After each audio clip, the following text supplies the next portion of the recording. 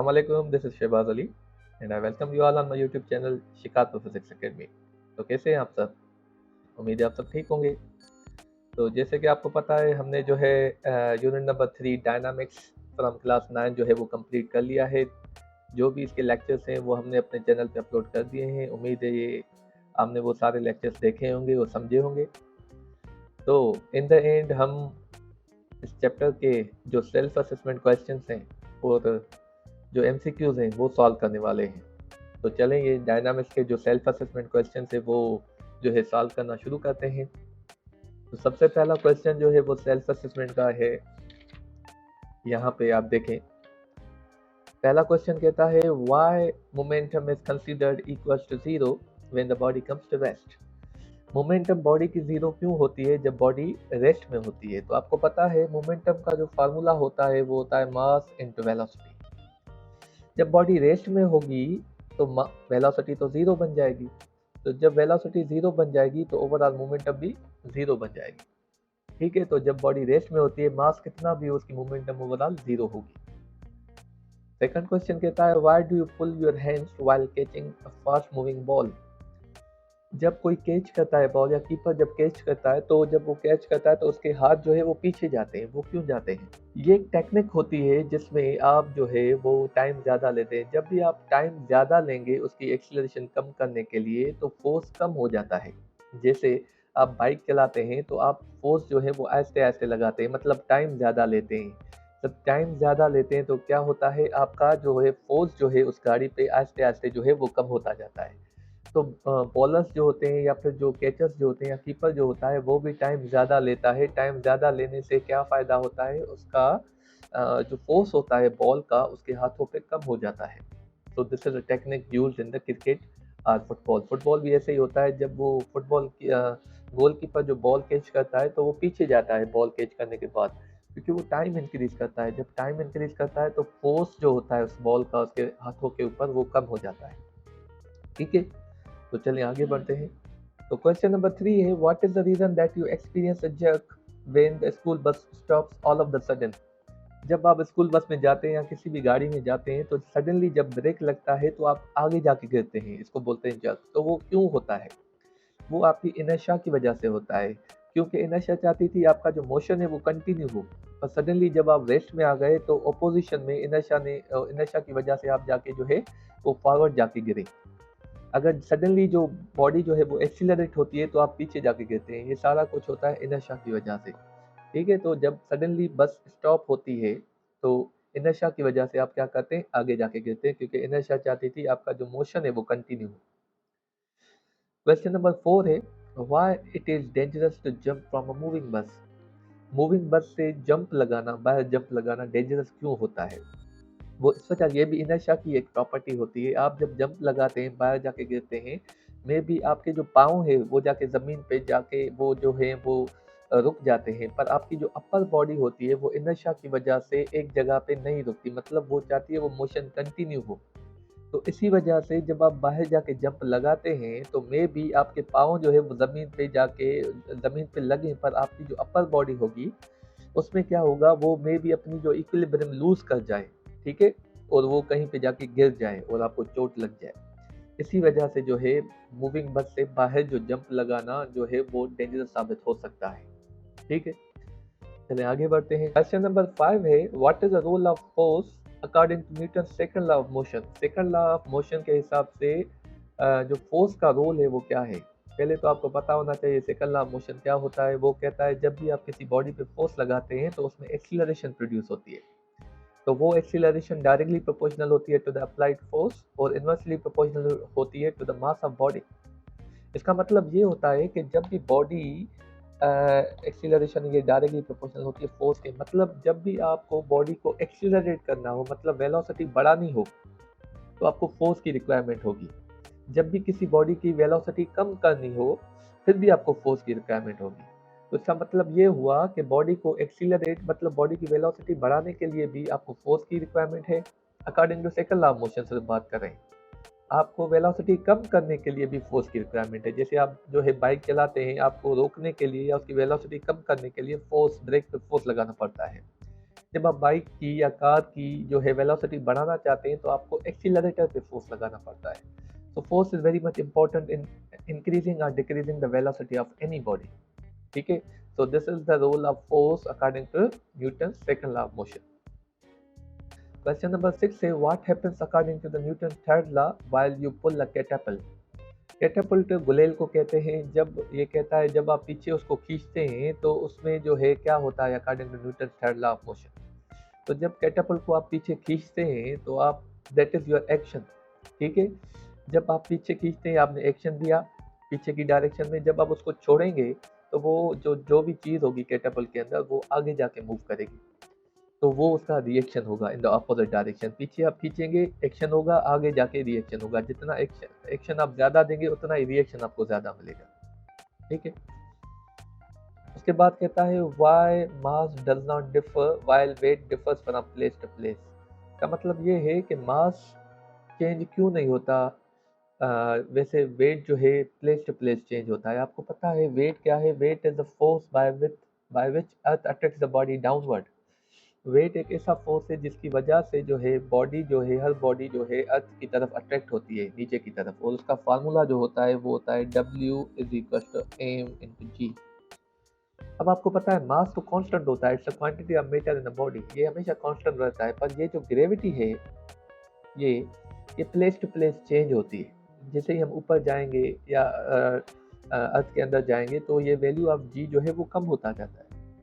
अब ये वैल्यू जैसे कम होता जाता है मतलब वेट भी कम या ज़्यादा होता जाएगा. तो इसी वजह से जैसे ही ग्रेविटी का वैल्यू चेंज होगा वेट भी चेंज होगा. और मास हमेशा आप कहीं भी चले जाएं वो सेम ही रहेगा. ठीक है. चलिए आगे बढ़ते हैं. क्वेश्चन नंबर 8 है why do we feel pushed outward while a car turns on the curved road. जब हम कर्व्ड रोड पे किसी पे भी टर्न लेते हैं कार के अंदर तो हम जो है बाहर की तरफ पुश क्यों होते हैं. बाहर की तरफ पुश इस वजह से होते हैं क्योंकि वहाँ पे हमें जब एक कर्व्ड पाथ में मूव करते हैं तो वहाँ पे एक फोर्स एक्सर्ट होता है हमारे ऊपर जिसे हम नाम देते हैं सेंट्रीफ्यूगल फोर्स. वो हमेशा outward of the circle act करता है. इसी वजह से हम जो है बाहर गिरने की कोशिश करते हैं मतलब बाहर गिरते हैं. ठीक है. क्वेश्चन नंबर 9 उसी से रिलेटेड है which force prevents the passenger from falling down the roller coaster while it turns a riders into upside down position. एक रोलर कोस्टर होता है जो कि ऊपर नीचे मूव करता है. आपने देखा होगा यहाँ पे मे भी ना हो पर बड़े बड़े शहरों में ऐसे जो होते हैं रोलर कोस्टर्स वहाँ पे जो है अपसाइड डाउन पोजीशन में भी जो वहाँ पे बैठे हुए होते हैं तो वो नीचे क्यों नहीं गिरते. तो वो उस वजह से नहीं गिरते क्योंकि वहाँ पे सेंट्रीफ्यूगल फोर्स उनके ऊपर लग रहा है क्योंकि वो एक कर्व्ड पाथ में एक सर्कुलर पाथ में मूव कर रहे हैं. जैसे गाड़ियाँ जो है मूव के कुएं में मूव करती हैं तो वो जब मूव करती हैं तो वो नीचे क्यों नहीं गिरती. वो भी सेंट्रीफ्यूगल फोर्स की एप्लीकेशन है. ठीक है. तो वो एक रोलर कोस्टर से नीचे इस वजह से नहीं गिरते क्योंकि उनके ऊपर एक सेंट्रीफ्यूगल फोर्स लग रहा है जो कि outward of the direction outward of the circle लग रहा है. इसी वजह से वो नहीं गिरते. ठीक है. आगे बढ़ते हैं. आखिरी 2 क्वेश्चंस बचे हैं. यहाँ पे आप देखें क्वेश्चन नंबर 10 है why it is easier to walk wearing flat slippers than the high heel sandals. मतलब फ्लैट स्लिपर्स जो होते हैं उनमें जो है वॉक करना इजी रहता है as compare to high heels. अब ये जो क्वेश्चन है ये एक प्रेशर से रिलेटेड है. क्वेश्चन प्रेशर से रिलेटेड कैसे. आपको पता है प्रेशर का फार्मूला क्या होता है फोर्स अपॉन एरिया. इसका मतलब ये होता है कि एरिया जितना ज़्यादा होगा वो प्रेशर उतना ही कम लगेगा. फ्लैट स्लिपर्स में क्या होता है उसमें एरिया जो होता है कॉन्टेक्ट एरिया जो होता है वो बहुत ही ज़्यादा होता है with the surface of earth. इसी वजह से उस पर जो फोर्स लगता है वो कम लगता है. हम इजीली मूव कर सकते हैं और हमारे जो पैर हैं वो ज़मीन पे या मिट्टी के अंदर धंसेंगे नहीं. पर अगर आप हाई हील्स जो है सैंडल्स पहनेंगे तो क्या होगा. हाई हील्स में जो सरफेस एरिया होता है वो बहुत ही कम होता है. जब सरफेस एरिया बहुत ही कम हो जाता है प्रेशर हाई हो जाता है. तो इसी वजह से चांसेस बहुत ज़्यादा हैं कि आपके जो पैर हैं या सैंडल है वो ज़मीन में या किसी फ्लैट सरफेस या किसी सॉफ्ट सरफेस पे धंस जाएं. ठीक है. तो ये जो है वो एक प्रेशर रिलेटेड एक सवाल है. यहाँ पे ऐसे कोई भी समझ में नहीं आ रहा जिसका जो जवाब होगा वो इसी टॉपिक के अंदर होगा. तो ये प्रेशर के रिलेटेड एक सवाल है. आखिरी सवाल है why leather sheet is used in the brake drums of motor bike.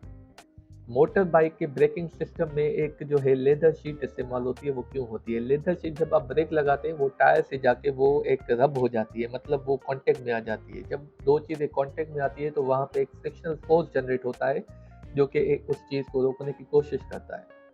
तो लेदर शीट भी उसी का काम यही है कि वो जाके रब होती है टायर के साथ। जब टायर के साथ रब होती है तो गाड़ी को रोकने की कोशिश करती है, मतलब फ्रिक्शनल फोर्स जनरेट होता है जो कि गाड़ी को रोकता है। तो लेदर शीट उसलिए इस्तेमाल होती है। तो उम्मीद है ये जो सेल्फ असेसमेंट क्वेश्चन है आपको समझ में आए होंगे। चलें एमसीक्यूज की तरफ बढ़ते हैं। तो शुरू करते हैं एमसीक्यूज। यहाँ पे 10 एमसीक्यूज है इस चैप्टर के अंदर।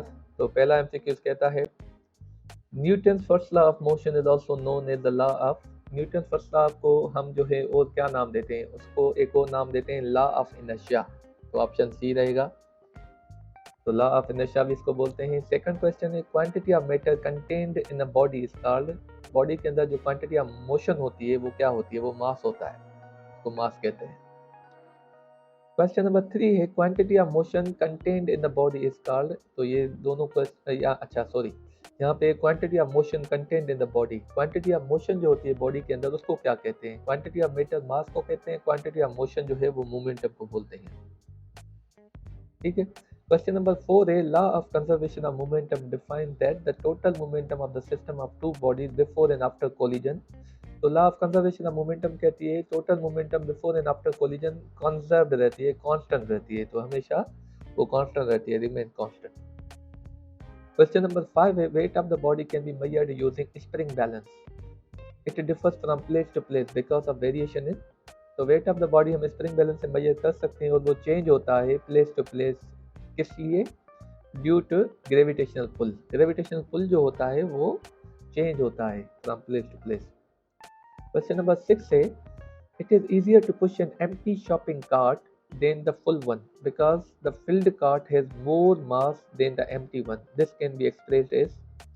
अब यहाँ पे कहता है जो एम्प्टी कार्ट होता है शॉपिंग मॉल्स के अंदर उसको जो है कैरी करना इजी होता है as compare to full one. जब हम उसको फुल करते हैं मतलब उसके अंदर चीज़ें डालते हैं। The filled cart has more mass, क्योंकि फिल्ड कार्ट को ज़्यादा मास होता है इसी वजह से वो जो है वो थोड़ा मुश्किल होता है than the empty one. This can be express. आपको पता है according to second law of motion जो है जितना मास ज़्यादा होगा उतना फोर्स ज़्यादा लगेगा। ठीक है, मतलब वो दोनों डायरेक्टली प्रोपोर्शनल है। मास जितना ज़्यादा होगा फोर्स भी ज़्यादा लगेगा, इसी वजह से वो डिफ़िकल्ट हो जाता है। तो यहाँ पे आप देख सकते हैं जो है force is greater than mass, ये mass is greater than force. Force is inversely proportional to mass, नहीं force is directly proportional to mass. तो ऑप्शन यहाँ पे डी रहेगा। क्यों? क्योंकि जितना मास ज़्यादा होगा फोर्स भी हमें उतना ज़्यादा लगाना पड़ेगा। ठीक है। क्वेश्चन नंबर 7 है centrifugal force is always directed. Centrifugal force जो होता है अभी मैंने आपको बताया वो हमेशा outward of the circle act करता है।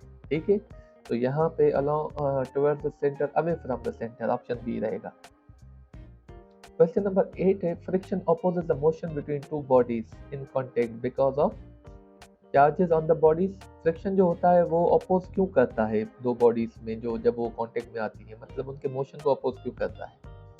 वो इस वजह से करता है रफनेस ऑफ द सरफेस, मतलब सरफेस जितना रफ होता है फ्रिक्शन उतना ज़्यादा प्रोड्यूस होता है, मतलब सरफेस की वजह से वो जो फोर्स है वो जनरेट होता है। क्वेश्चन नंबर 9 है which statement is true for the limiting friction. Limiting friction में के लिए कौन सी जो यहाँ पे स्टेटमेंट है वो ज़्यादा जो है सही है? It is greater than rolling friction, ये रोलिंग फ्रिक्शन से ज़्यादा होती है। It is greater than sliding friction, ये स्लाइडिंग फ्रिक्शन से भी ज़्यादा होती है। It is greater than kinetic friction, ये काइनेटिक फ्रिक्शन से भी ज़्यादा होती है। All are true. हाँ, ऑल आर ट्रू होगा क्योंकि लिमिटिंग फ्रिक्शन सबसे ज़्यादा होती है। एक क्वेश्चन है एमसीक्यूज है जिसके अंदर न्यूमेरिकल है। वो कहता है a man pools a crate of mass 25 kg across the leveled ground with the horizontal force of 60 Newton. A constant force of friction of 20 Newton acts on the sledge. What is the acceleration of the sledge?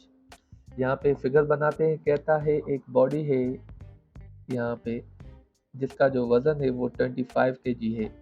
ठीक है, अब उसको ground horizontal force लग रहा है यहाँ पे, मतलब खींचने के लिए उसको फोर्स लग रहा है, वो लग रहा है 60 न्यूटन। ठीक है, और उस पर कांस्टेंट फोर्स ऑफ फ्रिक्शन लग रहा है 20 न्यूटन का। वो फ्रिक्शन जो लगता है वो ऑपोजिट डायरेक्शन में लगता है, इस डायरेक्शन में 20 न्यूटन। ठीक है, अब वो पूछ रहा है कि उसमें एक्सीलरेशन जो होगी वो कितनी जनरेट होगी। अब यहाँ पे formula second law of motion हम यूज़ करेंगे, F is equal to M में। अगर ए मालूम करना है तो ये बराबर हो जाएगा एफ अपॉन एम। ठीक है, अब फोर्स यहाँ पे दो लग रहे हैं, नेट फोर्स कितना लगेगा, ये दोनों माइनस होंगे क्योंकि इन दोनों की डायरेक्शन अपोजिट है। तो 60 में से जब 20 जाएगा तो नेट फोर्स लगेगा 40 न्यूटन, मतलब इस बॉडी पे जो नेट फोर्स लग रहा है वो 40 न्यूटन लग रहा है।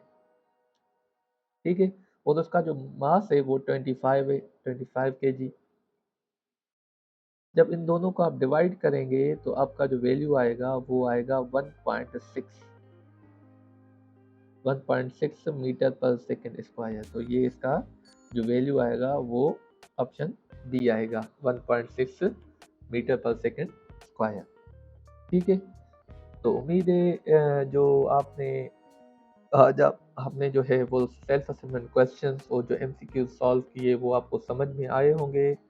और इंशाल्लाह हम अपनी ये सर्विस जो है टिल द एंड पूरे तब तक आपको ये जो लेक्चर प्रोवाइड करते रहेंगे जब तक आपका जो है कंप्लीट कोर्स जो है including self assessment questions, MCQs, related questions आपको सारे जो है हम प्रोवाइड करेंगे। अपना बहुत ज़्यादा ख्याल रखिएगा। इंशाल्लाह will meet you in the next lecture. Thank you very much.